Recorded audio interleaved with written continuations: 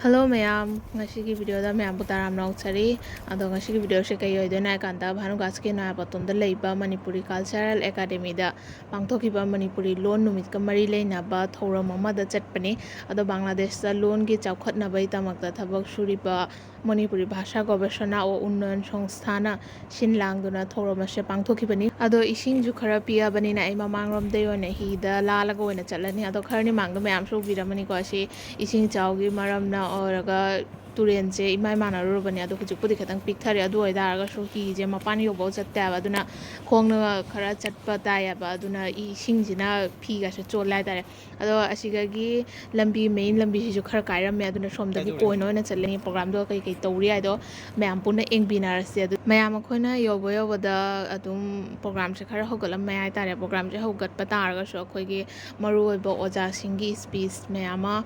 piga da baso alami ado mayam punna khangdaba mayam dusu khangbinar se ado program se akhoi loidiba engbinar se adudi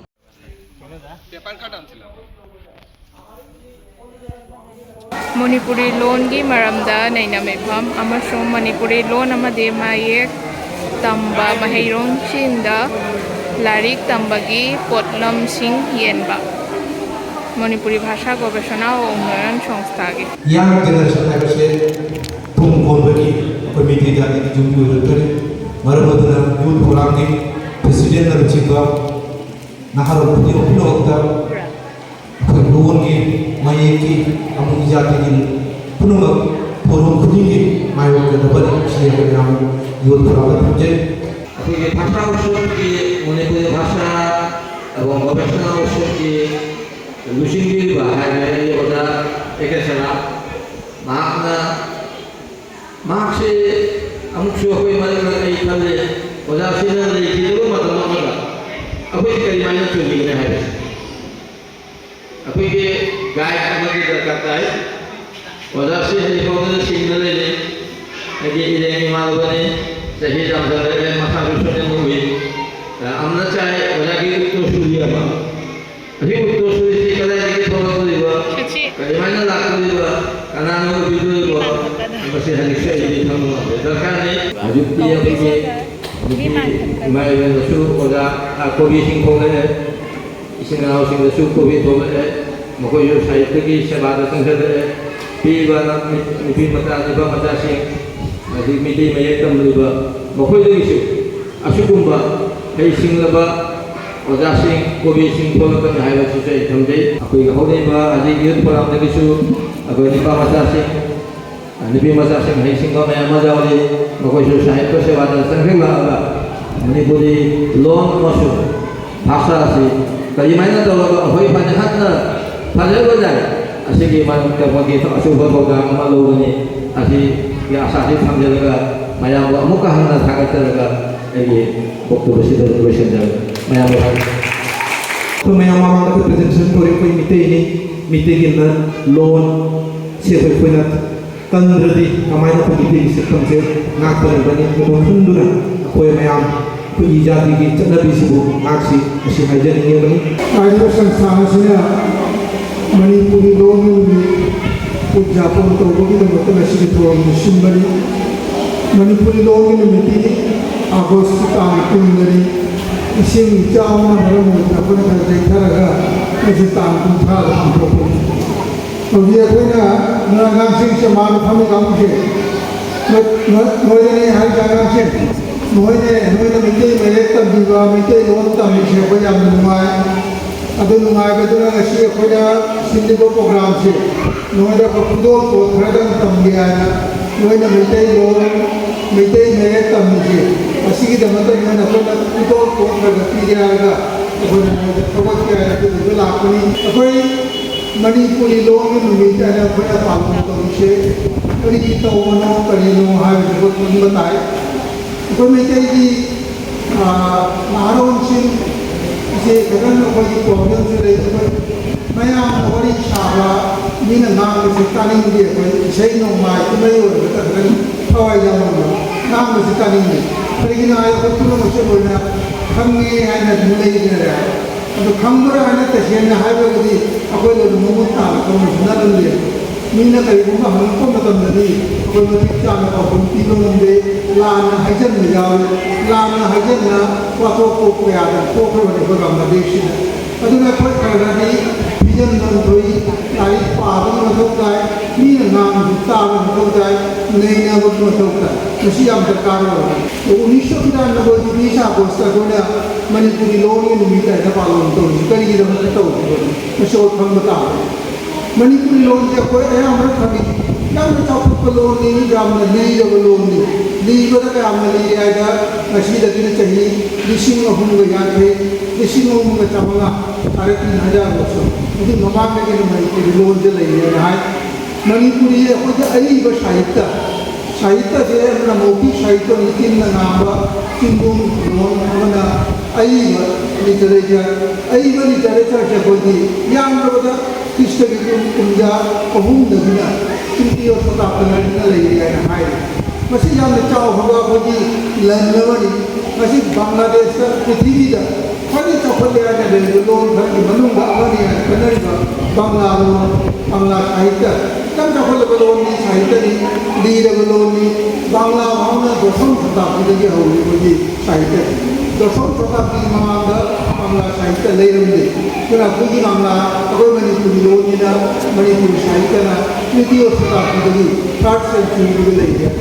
मुझे क्या जानना चाहते हैं अदुन नदी और का कोई डायलॉग थी वालो और मैं चाहिए मणिपुरी से कुछ नहीं जानते सारा पृथ्वी जब पुंछल ले आएगा इसी ला कुनी थोड़ो मनुष्य कोई कुछ कुटी हुआ करते बांग्लादेश के कुटी तरह निकाल ले बांग्लादेश में कुन मनाश हो गया गाड़ी अब वो की ना ला कुन मनाश हो गया असीना को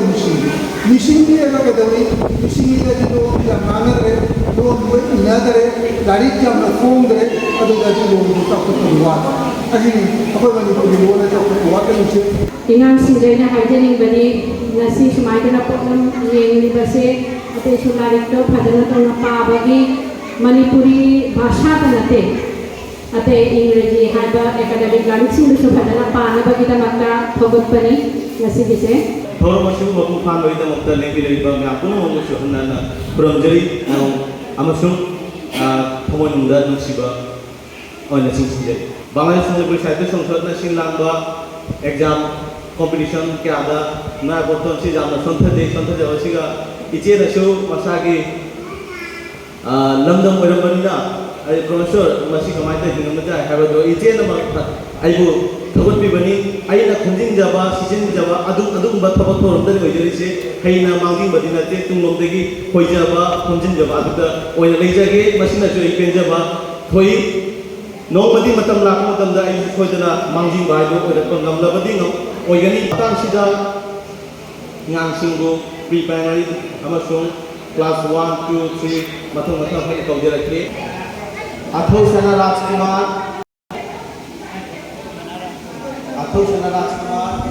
एल गांथोइबी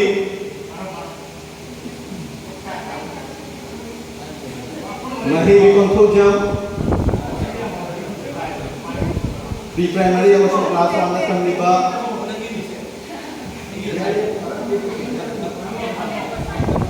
चिंगलेंबा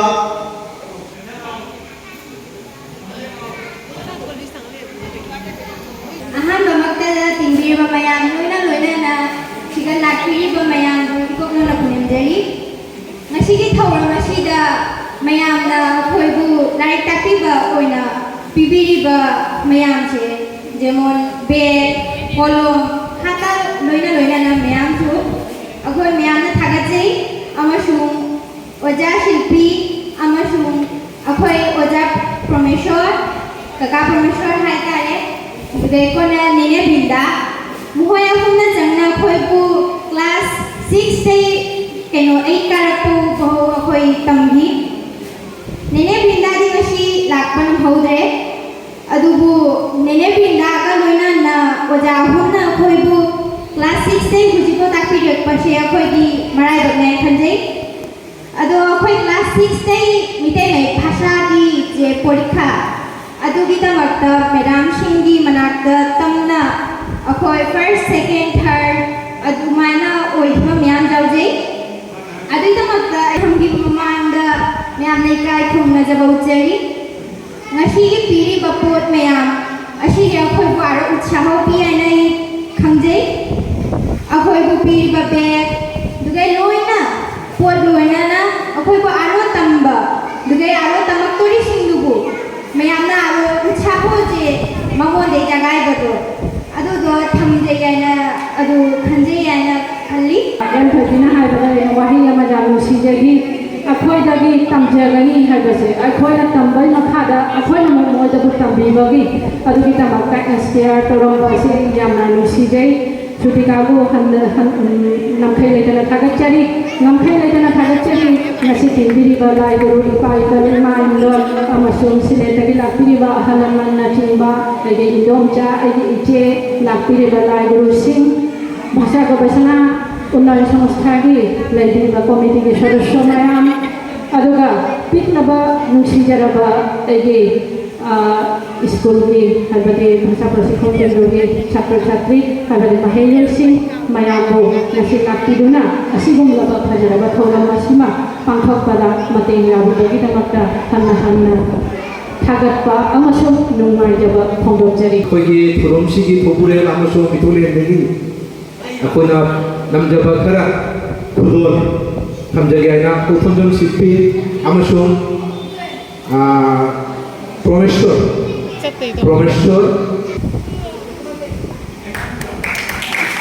ꯊꯥꯒꯠꯆꯔꯤ ꯄ꯭ꯔꯤꯊꯤꯕꯤꯒꯨꯝꯕ ꯂꯩꯀꯥꯏ ꯂꯩꯀꯥꯏ ꯈꯨꯗꯤꯡꯒꯤ ꯃꯇꯤꯛ ꯃꯒꯨꯟ ꯂꯩꯔꯕ ꯏꯃꯥ ꯏꯕ ꯊꯣꯛꯂꯛꯁꯅꯨ ꯑꯁꯤ ꯍꯥꯏꯖꯔꯤ ꯃꯌꯥꯝ ꯃꯐꯝꯗ ꯃꯊꯪꯗ ꯀꯧꯁꯤꯟꯖꯔꯤ ꯑꯣꯖꯥ ꯄ꯭ꯔꯣꯃꯦꯁꯣꯔ ꯑꯩꯈꯣꯏ ꯕꯪꯒ꯭ꯂꯥꯗꯦꯁ ꯃꯅꯤꯄꯨꯔꯤ ꯚꯣꯀꯦꯁꯅꯦꯜ ꯎꯟꯅꯌꯟ ꯁꯪꯁꯊꯥꯅ ꯅꯝꯖꯕ ꯈꯛꯇꯪ ꯑꯩꯈꯣꯏꯒꯤ ꯄ꯭ꯔꯦꯖꯦꯟꯁꯤ ꯄꯤꯖꯕꯅꯤ ꯊꯥꯒꯠꯆꯔꯤ ꯄ꯭ꯔꯣꯐꯦꯁꯔ ꯁꯤꯡꯍꯕꯨ ꯌꯥꯝꯅ ꯊꯋꯥꯏ ꯌꯥꯎꯕ মতিক মগুন লেরবা ইনাও মনে হ্যাঁ তোমরা দাঁড়াই যাও এই তো তোমরা দাঁড়াও হ্যাঁ তুমিও দাঁড়াও তুমি না তুমি বসো হ্যাঁ এই তো ইকাই অভিরিবা কবি আমরা সম্পর্কে